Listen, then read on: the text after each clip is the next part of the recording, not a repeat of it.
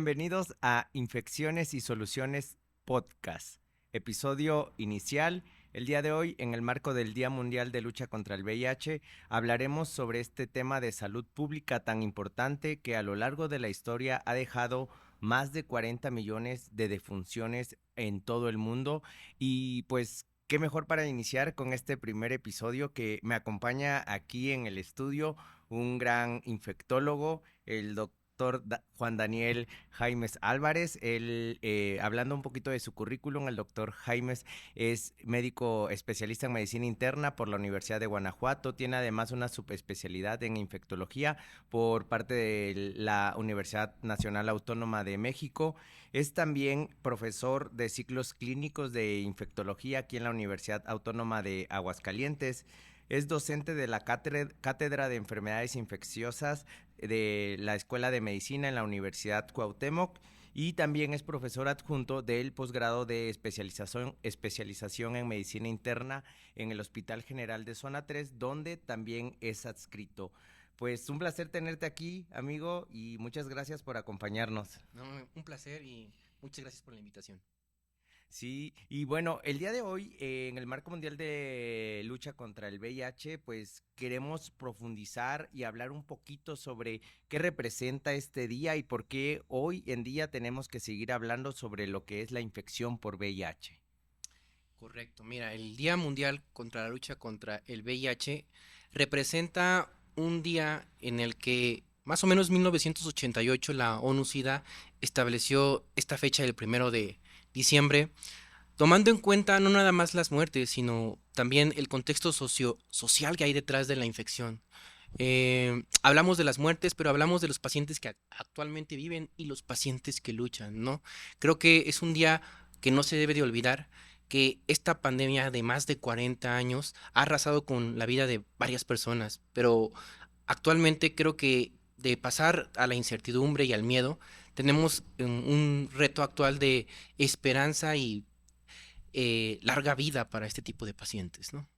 Claro, totalmente. Y creo que, como bien lo decías, ya es una pandemia que lleva más de 40 años con un gran número de funciones desde 1981 que inició el primer caso y que posteriormente tuvo que ser muchos años de trabajo para poder establecer un día en el cual tomáramos la importancia actual de esta pandemia, ¿no? Porque sabemos que lamentablemente hasta el día de hoy sigue cobrando vidas muy, muy valiosas y hay mucho que hacer actualmente, ¿no? En este escenario.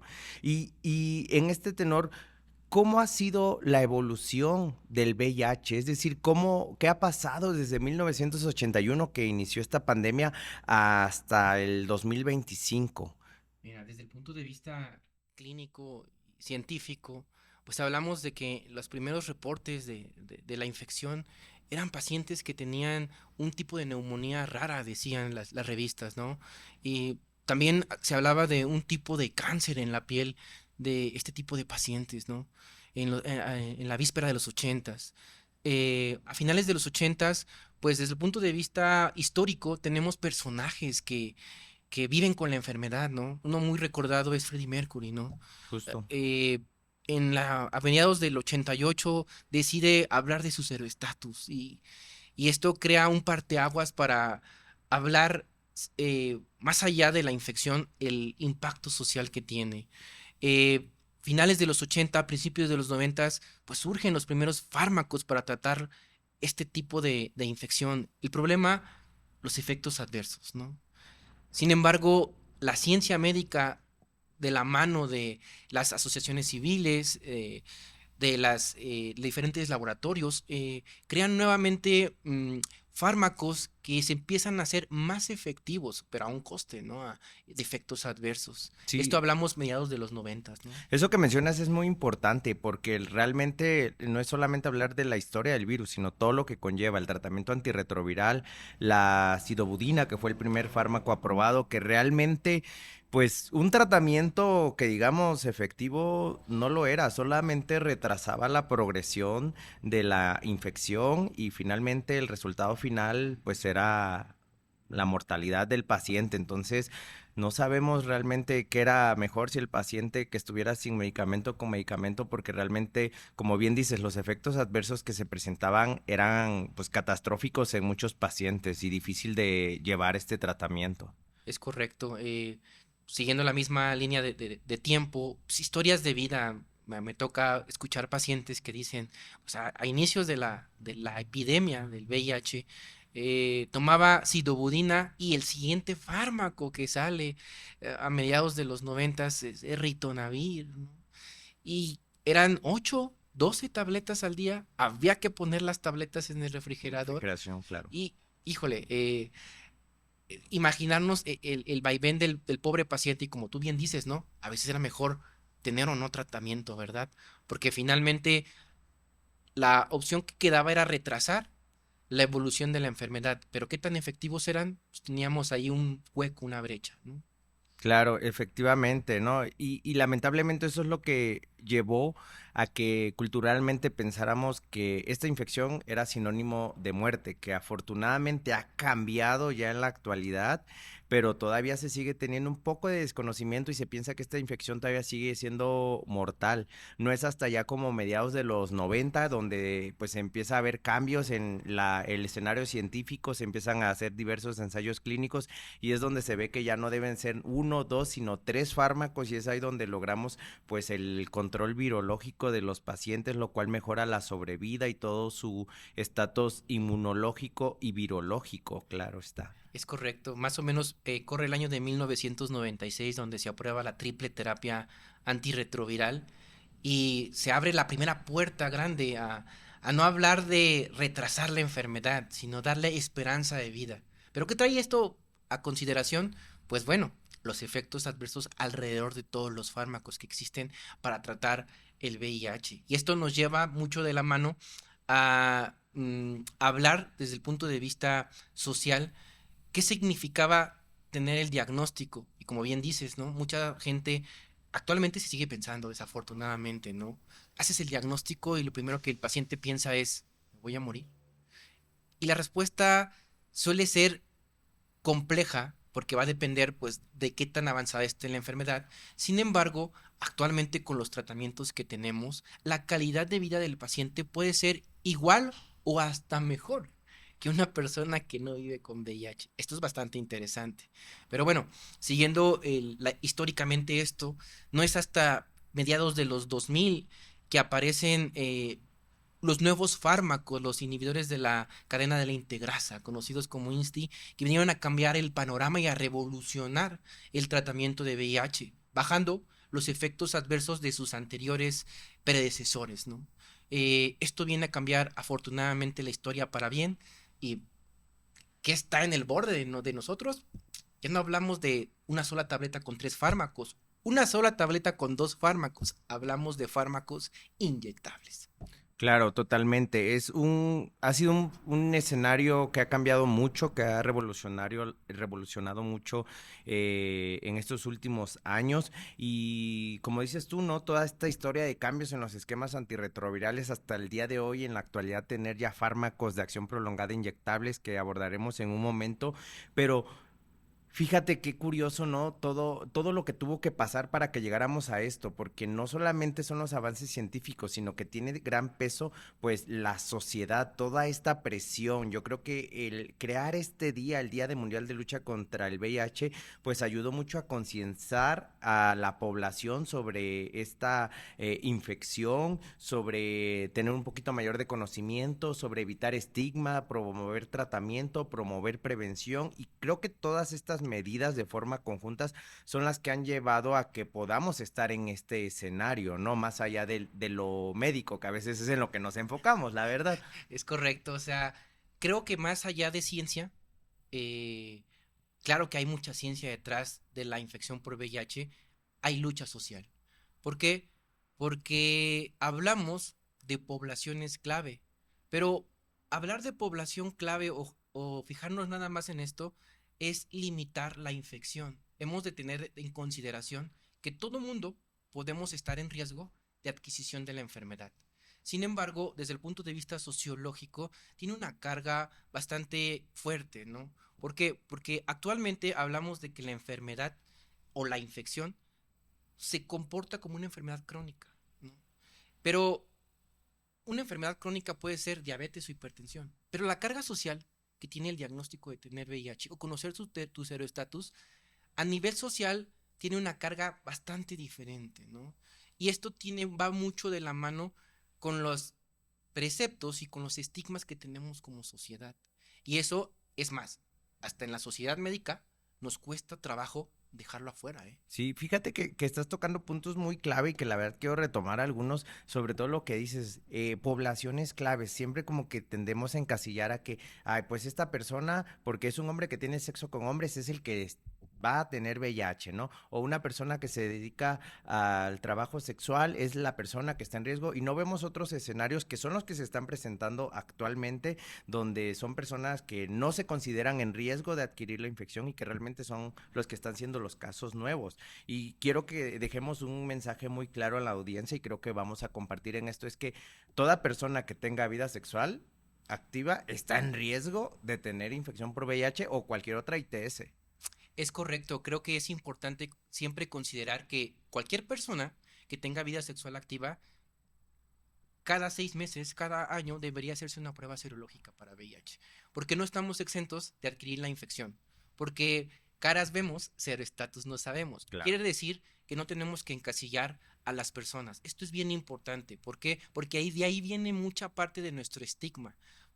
Es importante considerar, uno como médico cuando tiene formación, le enseñan, este tipo de población tiene mayor riesgo de VIH que otra. Es correcto. Sin embargo, actualmente vemos que pacientes heterosexuales que pueden tener crónico-degenerativos pueden cursar con una infección por VIH, siempre y cuando se tenga el antecedente de una vida sexual activa y se tengan relaciones de riesgo, porque muchas veces va de la mano decir o estigmatizar una relación de riesgo es una relación eh, homosexual.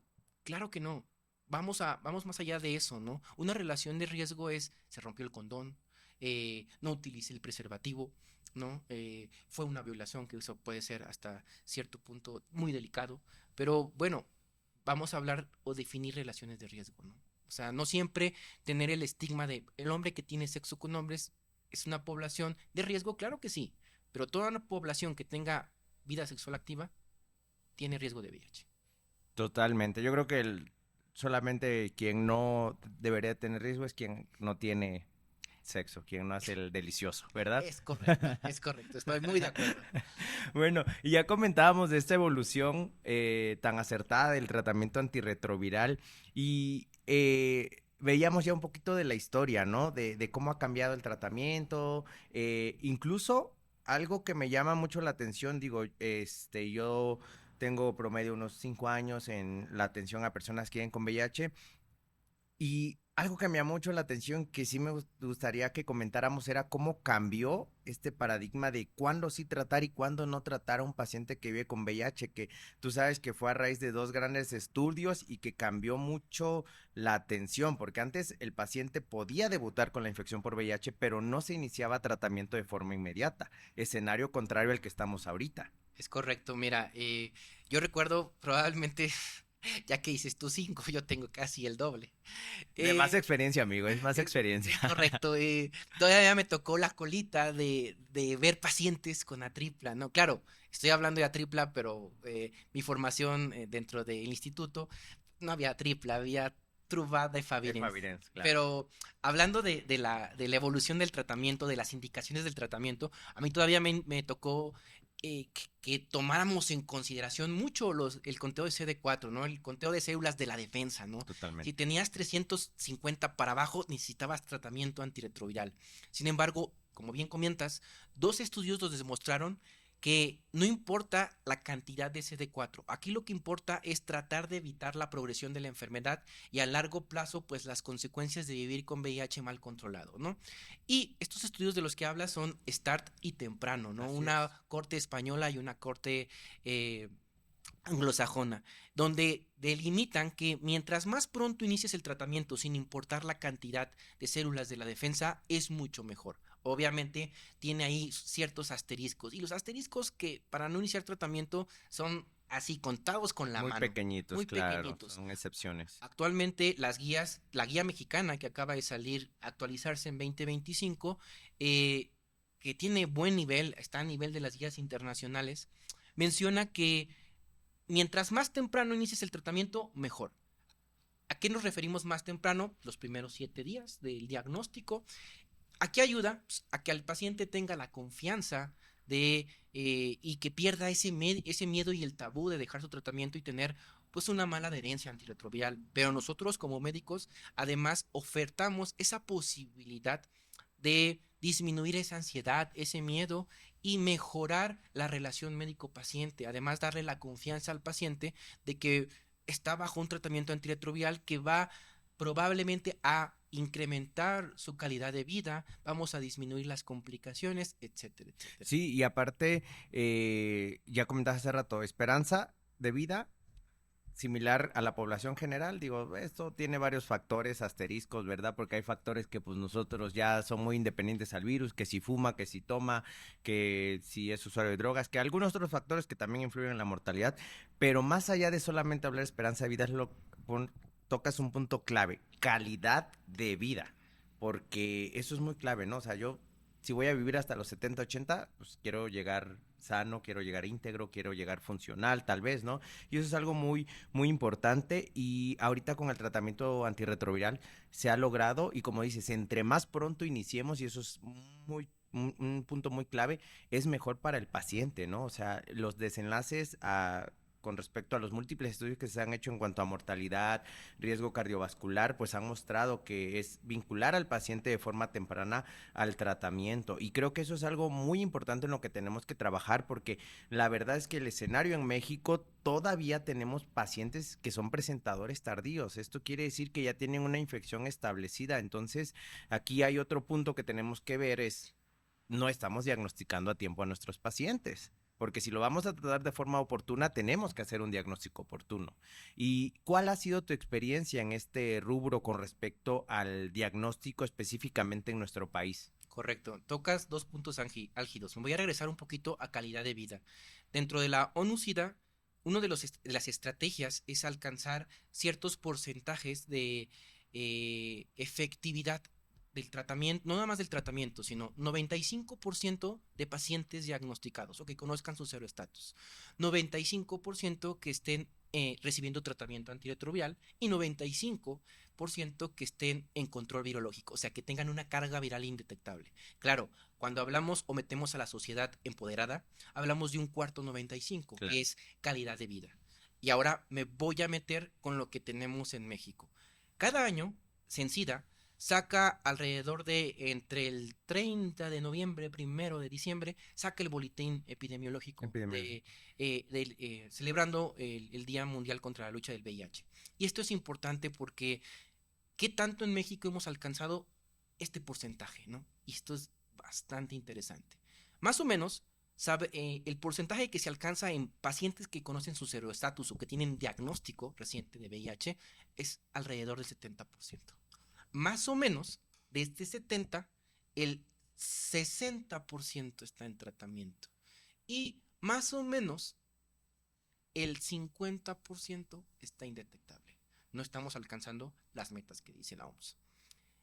Esto es en México y en regiones en Latinoamérica. Y hablando de diagnósticos tardíos, ¿cuántos pacientes tenemos con diagnósticos tardíos? Entre el 40 y el 50%. Esto es un dato alarmante. Hablamos de que de 10 pacientes que se diagnostiquen actualmente con la infección, 5 van a estar en diagnóstico tardío. ¿A qué Sí, me refiero con y diagnóstico justo, tardío?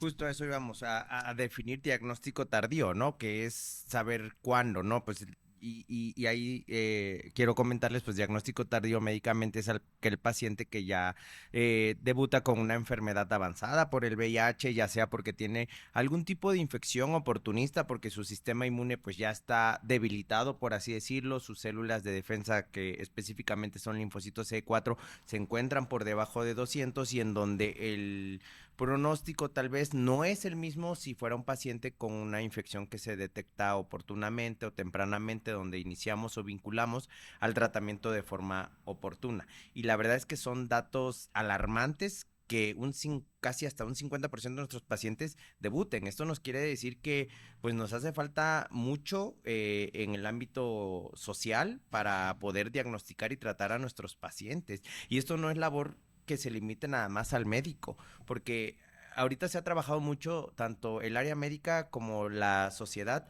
pero también las personas. Creo que hay que hacer mucho énfasis en que toda persona puede autopercibirse como una persona que está en riesgo de adquirir el VIH y debe ella misma tener la iniciativa para acudir a realizarse una prueba para VIH. Correcto, ese es un punto bastante importante. ¿Qué es lo que hay detrás de los diagnósticos tardíos? Lo social, el estigma y la discriminación. Muchas veces, con respecto al estigma, eh, sabes que en México es un tabú hablar de libertad Totalmente. sexual, ¿no? O sea, es Bueno, complejo. y aquí en Aguascalientes más, digo, ¿eh? Es correcto, Perdón.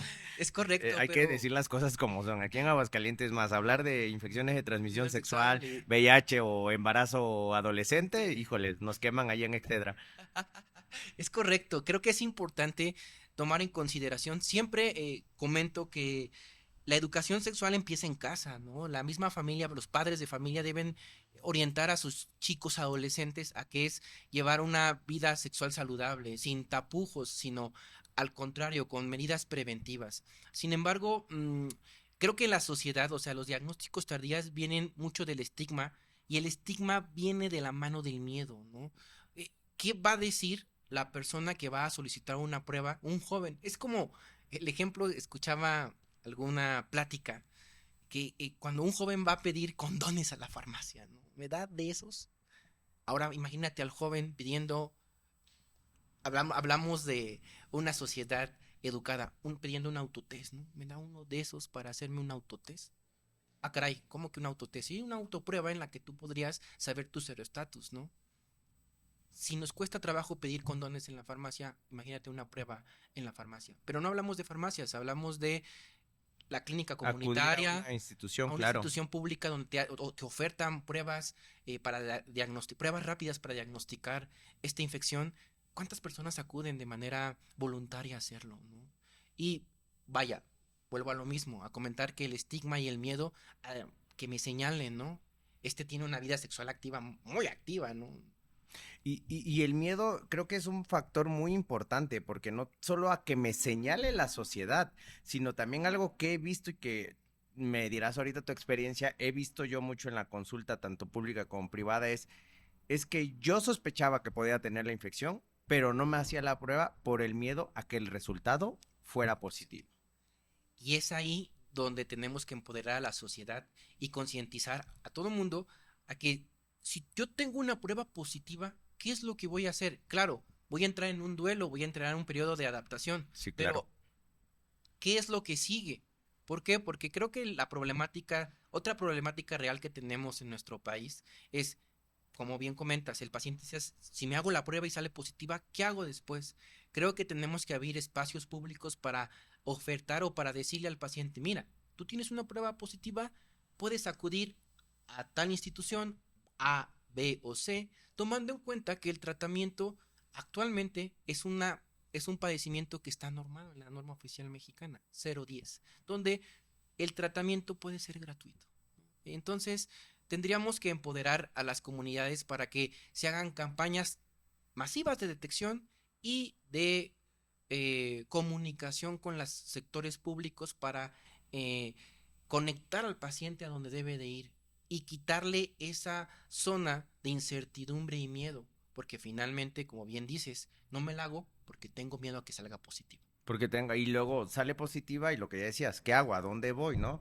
O sea, muchas personas que tienen seguridad social, IMSS, ISSSTE, acuden a esta, pero igual a los que nos están viendo y que puedan estar en un escenario de pues bueno, hay muchas otras instituciones, como ya lo decías, donde se da el tratamiento de forma gratuita. Capacits es una de las que mayor población tiene a nivel nacional y hay en todos los estados, si mal no me equivoco, del país, entonces es acudir de forma oportuna y preguntar dónde, pero la verdad es que iniciar el tratamiento de forma oportuna es lo mejor, no lo duden por favor. Y hablando ahorita ya sobre el paciente que tuvo el factor, que pudo haber estado positivo, ahorita ya veíamos el escenario de los nuevos antirretrovirales y pues siempre evidentemente queremos más y más y más y así va a ser en medicina porque pues nuestra labor es pues el bienestar del paciente. Y en ese sentido, los tratamientos antirretrovirales cada vez nos están aportando más y es que ahorita tenemos nuevos escenarios y es hablar de los fármacos inyectables, que muchos pacientes seguramente en la consulta ya te han preguntado, ¿y cuándo va a llegar la vacuna? Que, ojo, no es ninguna vacuna, es un fármaco de administración por inyección, pero no es ninguna vacuna.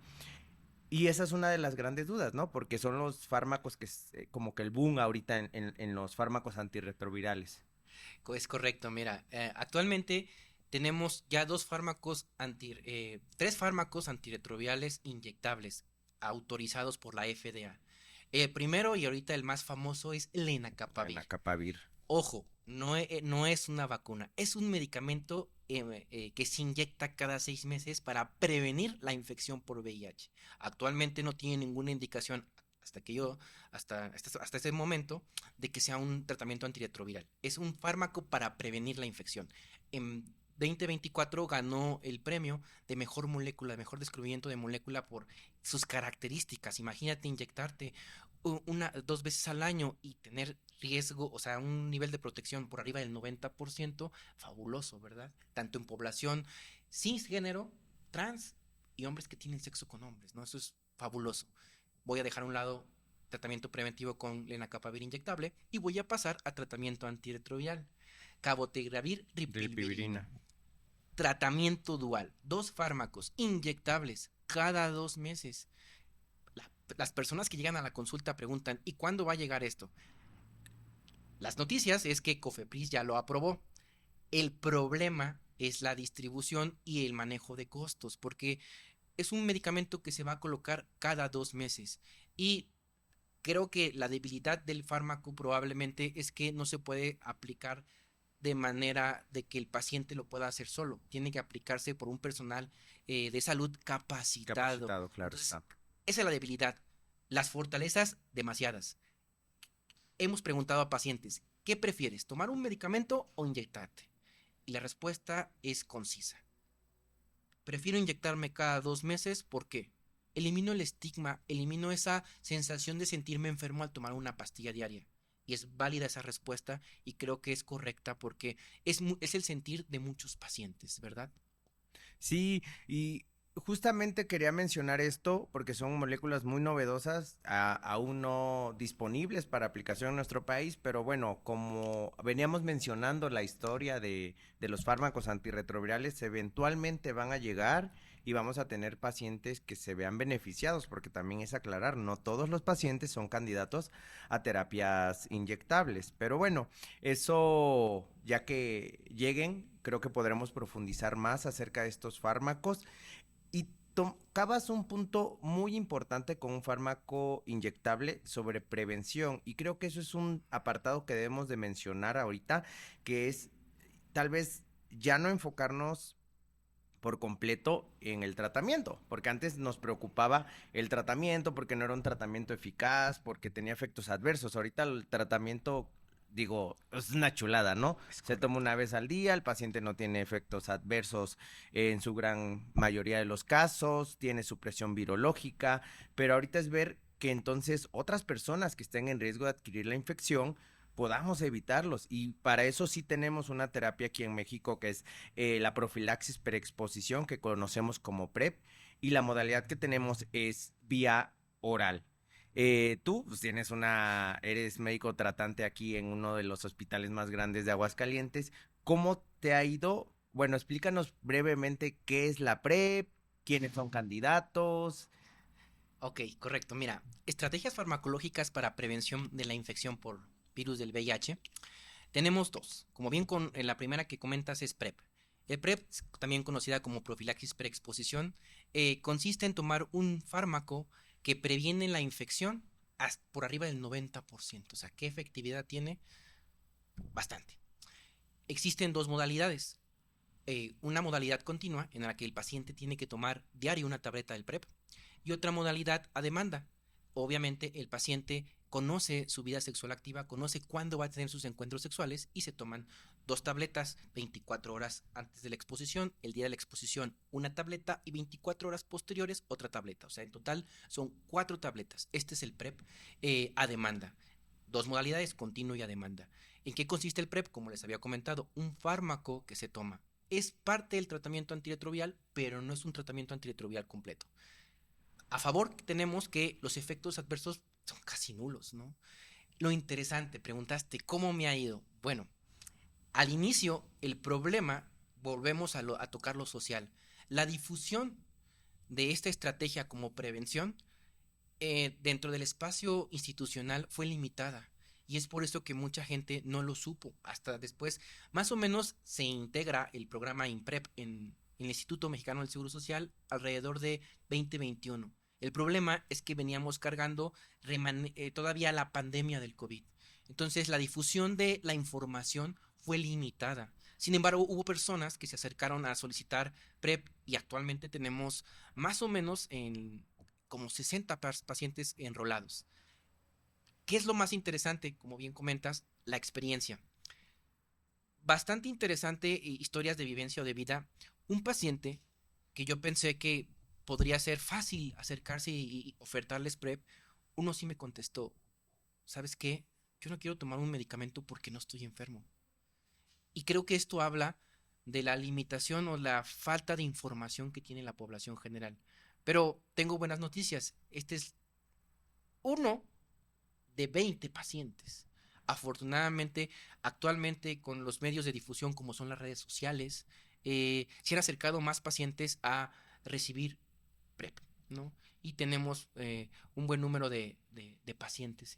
Sí, sin lugar a dudas, la PrEP sabemos que es una terapia preventiva para personas que pueden estar en riesgo para adquirir la infección y pues aquí sí es como saber quién, ¿no? O sea, evidentemente hay personas, poblaciones que pueden tener un mayor riesgo, específicamente hombres que tienen sexo con hombres, personas con uso inconsistente de preservativo, usuarios de drogas intravenosas, personas que se dedican al sexo comercio o al trabajo sexual, personas también que tengan parejas serodiscordantes, que aún no estén indetectables, son candidatas.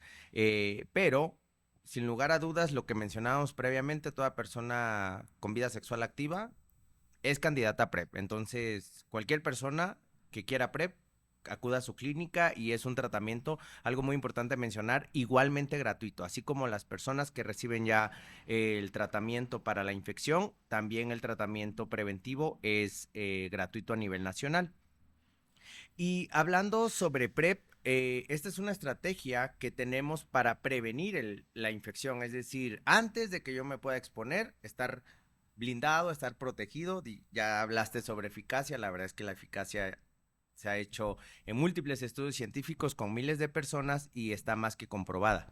Pero hay otro escenario y es de la profilaxis posexposición, es decir, el paciente que tiene una relación sexual no sabe el serostatus tal vez de la otra persona y qué podemos hacer para prevenirlo. Es correcto. Tenemos otra estrategia para prevenir la infección por VIH que se conoce como PEP, ¿no? El PEP, en general, el PEP es una profilaxis post-exposición. O sea, yo tuve una relación de riesgo, desconozco el serostatus y tengo miedo, tengo el riesgo de adquirir la infección por VIH y puedo tomar una terapia por 28 días. Consiste en tomar una tableta diaria por 28 días y aquí la gran diferencia con respecto al PrEP es que es un tratamiento antirretroviral completo, ¿no? Obviamente van a conocer o les va a sonar el nombre de Biktarvy, una tableta cada 24 horas por 28 días y la efectividad está alrededor, igual casi toca los 90%, 85-86% de efectividad. Obviamente desde el punto de vista médico hay dos indicaciones, ocupacional o no ocupacional. Estamos hablando en este contexto de la exposición no ocupacional, ¿no? O sea, cuando un paciente tiene un fin de semana, es común que haya de por medio alcohol y no nos acordemos de Sustancias cosas, recreativas, sustancias recreativas, y que no sea nos la Feria de acordemos, San Marcos o algo similar. y que no nos acordemos qué pasó la noche de ayer, pero que tengamos ese miedo o mucho riesgo, tenemos que tomar PEP. Y algo a aclarar, este tratamiento, sí es, podríamos decirlo, como una urgencia infectológica. ¿Por qué? Porque para poder iniciar la profilaxis exposición hay que aclarar que solamente se cuentan con 72 horas. Después de 72 horas, la verdad es que ya no está indicado, ya no es tan efectivo para la prevención. Entonces, en cuanto la persona, pues se da cuenta de esta posible exposición de riesgo, tiene que acudir de forma inmediata a urgencias y lo recalco, también es un tratamiento gratuito en cualquier institución, porque muchas veces los pacientes andan rebotando que a ver si me lo dan aquí, me lo dan allá, cuando sabemos que en estos casos la verdad es que sí, el tiempo es oro, literal. Así Pero es. bueno, hablaremos en algunos otros capítulos específicamente de cada una de estos estrategias, la PrEP, la PEP y muchas cosas más. Ya casi para finalizar nuestro primer episodio y agradeciendo tu participación, Gracias. quiero ver todavía las barreras que tenemos hoy en día y uno de ellos, ya hablamos sobre el estigma, pero también otra cosa que pasa mucho en México son los mitos, que a mí me dijeron que esto, que se transmite así, que se pasa por aquí, por allá. ¿Cuáles son los principales mitos que yo quiero que abordemos y desmitifiquemos? Porque es algo que la población a veces, es que lo vi en TikTok, es que lo me dijo doctor Google o Google, perdón, ya está, no me está saliendo lo bilingüe, y pues realmente es información falsa. Es correcto, hay muchos mitos alrededor de la infección, de los pacientes que viven con la infección con VIH. Es bien común que de las primeras preguntas es, pues es que a mi familia le hicieron el diagnóstico y lo voy a poner en un cuarto aparte. Espera, ¿qué? ¿Qué me estás diciendo? Sí, ya no tengo abrazos, ya no tengo besos, ya no tengo muestras de cariño de mi propia familia, ¿no?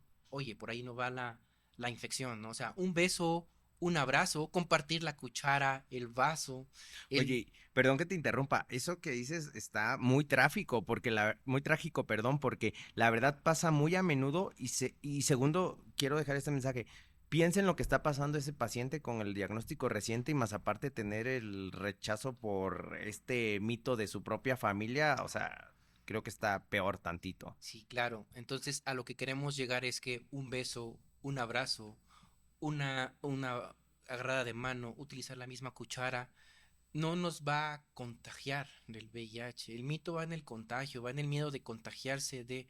Y creo que no es correcto pensar este tipo de situaciones. Tenemos que dejar bien claro que la infección por VIH se adquiere de manera sexual, por la probablemente materno-fetal cuando la embarazada no tiene tratamiento antirretroviral y anteriormente por transfusiones cuando obviamente no existía el tamizaje para esta infección.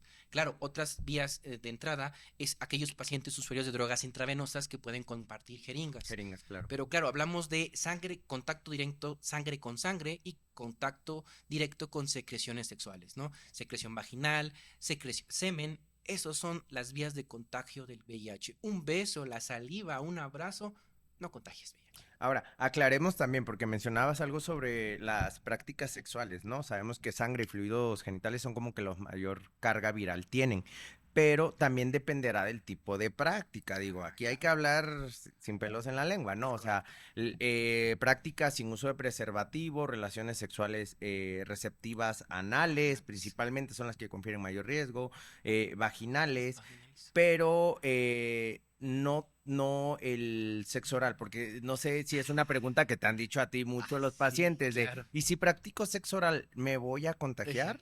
Bastante O sea, eso es interesante, sí, claro. muy importante. La respuesta es no, Exactamente. el sexo oral no. Eh, es importante considerar, número uno, la carga o la cantidad de virus que pueda viajar en secreciones genitales puede ser bastante alta. Sin embargo, si alguien practica la felación o el cunilingus, cualquiera lo que tú quieras, Beso negro. beso negro también, Coloquialmente, porque coloquialismo, cunilingus van a decir, ¿qué? ay, ¿Qué es ¿qué eso? es eso, verdad? Eh, es nulo el riesgo, ya que generalmente si ese paciente, las secreciones tocan eh, cavidad gástrica, tenemos un pH gástrico, tenemos la integridad del tracto gastrointestinal. Obviamente por ahí no va el VIH, ¿no? O sea, Sí, claro, y eso lo quería aclarar porque cada vez, no sé, en internet ves cada nuevas vías de transmisión o de adquisición del virus y hasta uno se queda sorprendido porque todo lo que leemos en la medicina pues parece que fuera mentira, ¿no?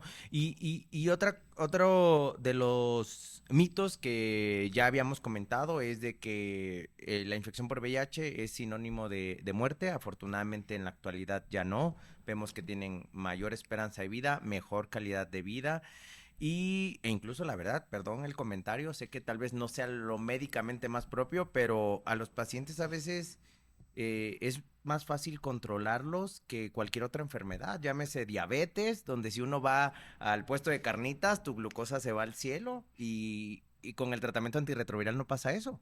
Es correcto, mira, es bien interesante el comportamiento. Cuando generalmente se diagnostican pacientes jóvenes y que hacen el insight, o sea, que toman las riendas de su enfermedad, es muy común que estos pacientes automáticamente tomen el control de su vida, ¿no? Y que eh, traten de tener ciertos comportamientos saludables, ¿no? Desde la dieta hasta meterse al gimnasio, llevar una vida lo más sano posible y al tener fármacos tan efectivos, suele ser hasta mejor control que un crónico degenerativo. Es por eso que estudios de calidad de vida de pacientes que viven con VIH han demostrado en algunas cortes que podrían tener hasta mejor calidad de vida que un paciente que no vive con VIH, tomando en cuenta este tipo de situaciones, ¿no? Cambios al estilo de vida que tienen, una vida un poco más saludable que la población general, ¿no? Sí, se Entonces, cuidan más, entonces totalmente un mito eso de que en la actualidad una infección por VIH sea sinónimo de muerte, ¿verdad? es correcto. Entonces, eh, pues hay muchos, creo, escenarios más que podríamos estar tocando, muchos mitos más que realmente nos gustaría que nos los vayan comentando en la parte de abajo con sus comentarios, con sus experiencias propias. Y podríamos seguir nosotros discutiendo sobre la infección por VIH porque la verdad es que ha sido un tema que ha estado y siendo sinceros todavía estará. Hay mucha labor social que tenemos que hacer para poder lograr estas metas que ya nos comentabas de la UNOCIDA para el 2030. De hecho, estaban planeadas para el 2025 y ya vimos que pues también influyó, creo, la pandemia Es para que correcto. no pudiéramos lograrlas, pero esperemos que para el 2030 logremos alcanzar esas metas. Hay mucho por hacer y me gustaría que nos dieras algunos puntos finales para llevar a casa de nuestra audiencia sobre diagnóstico, tratamiento y cuál es el futuro que viene con respecto a la infección por VIH. Creo que lo más importante, número uno, con respecto al diagnóstico, bien dejamos claro que cualquier persona que tenga vida sexual activa tiene que hacerse una prueba de VIH. Con respecto al tratamiento, actualmente tenemos medicamentos efectivos que han modificado la calidad y el estilo de vida del paciente. Pocos efectos adversos, fácil posología o fácil forma de tomar los medicamentos. ¿Y qué es lo que nos espera? Creo que desde el punto de vista de estrategias preventivas, ahí están. Vemos en el horizonte nuevas formas de entregar un tratamiento antirretroviral, nuevas formas de prevenir el VIH, pero también creo que lo más importante es hacer conciencia en la población general y hacer partícipe a las organizaciones dedicadas a la lucha contra la infección del VIH para que tomen en consideración que el tratamiento actualmente en México es gratuito. La norma oficial mexicana 010 bien protege al paciente que vive con VIH y una de las actualizaciones más importantes que ha tenido es la vacunación. Otro tema que Oh, podríamos un llevarnos. tema, va a haber un capítulo especial, amigo, espero que no sea el primero en el que participas, pero es un tema bastante interesante porque evidentemente vivir con VIH es tener buena esperanza de vida, buena calidad, pero pues sí hay como que algunos, como las letras chiquitas, ¿no? De un contrato que se tienen que agregar y eso es vacunación, Eso es pero vacunación, incorrecto. Y quiero cerrar como empecé la plática, creo que el 1 de diciembre, que es el Día Mundial contra la Lucha del VIH, el VIH significa eh, ciencia, pero también conciencia y lucha social. excelente mensaje y sobre todo lo social. Nosotros como médicos podemos hacer una parte, pero creo que realmente es un granito de arroz, es lo menos que nosotros aportamos. La sociedad es la que debe de empoderarse y de poder ayudar a frenar esta pandemia que ha estado muchos, muchos años. Basta de estar estigmatizando, basta de estar discriminando, porque actualmente el virus ya no mata como tal, pero esos estigmas, esa discriminación, esa tabú es lo que sí realmente impacta en nuestros pacientes. Y pues agradezco mucho tu presencia, Gracias. Daniel. La verdad es que ha sido muy enriquecedora. Espero que para futuros episodios pueda contar con tu presencia. Siempre es un Gracias, gusto gracias. platicar contigo, amigo. Gracias, gracias. Evidentemente te seguiré también mandando pacientes cuando hay que hacer el enlace interinstitucional. ¿Es correcto? Y pues dejamos nuestros datos de contacto en la descripción del video por si tienen dudas, por si tienen preguntas. Nosotros estamos ubicados aquí en la ciudad de Aguascalientes. Y pues bueno, ha sido un gusto tenerlos en este primer episodio de Infecciones y Soluciones Podcast, un espacio para hablar sobre las enfermedades infecciosas de forma clara, concisa y resolutiva. Y pues los invitamos a que sigan nuestras redes sociales, comenten y sobre todo compartan. Nos vemos hasta el próximo episodio. Muchas gracias.